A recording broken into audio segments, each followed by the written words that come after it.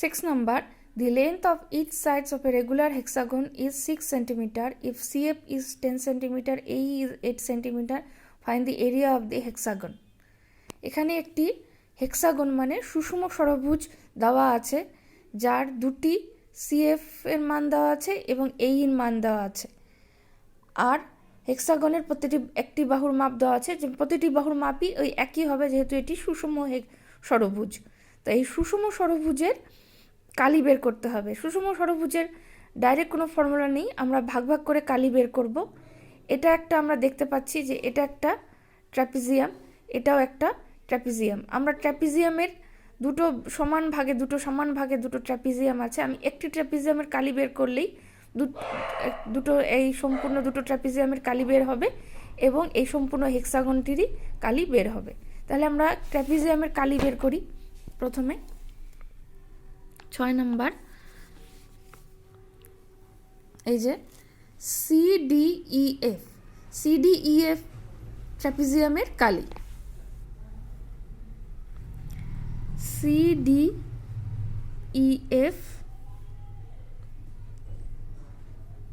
ট্র্যাপিজিয়ামের কালি,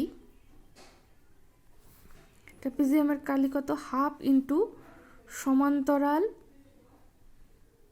সমান্তরাল বাহু দুটির যোগফল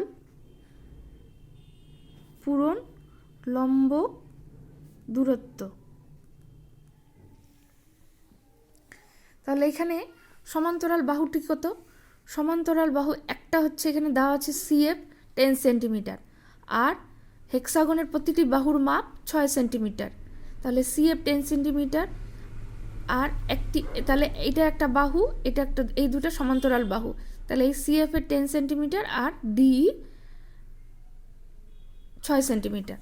তাহলে এখানে হাফ ইন্টু 10 যোগ 6, আর লম্ব দূরত্ব মানে এটার সাথে এটার দূরত্ব সম্পূর্ণটা মাপ হচ্ছে 8 সেন্টিমিটার। যেহেতু এটা সমান ভাগে ভাগ, মানে এটা সুষম ষড়ভুজ, তাই এটা সমান ভাগে ভাগ, তাই এটার আধা মাপের দূরত্ব হবে 4 সেন্টিমিটার। তাহলে ইন্টু 4, তাহলে 2 দিয়ে 2, 16 পূরণ 2, তাহলে 32 বর্গ সেন্টিমিটার। তাহলে আধাটার মাপ যদি 32 হয়, সুতরাং এইটা ABCF ট্র্যাপিজিয়ামের মাপও 32 সেন্টিমিটার হবে, যেহেতু এটা সুষম ষড়ভুজ, মানে সুষম মানে সবগুলি বাহু সমান। সুতরাং ABCF ট্র্যাপিজিয়ামের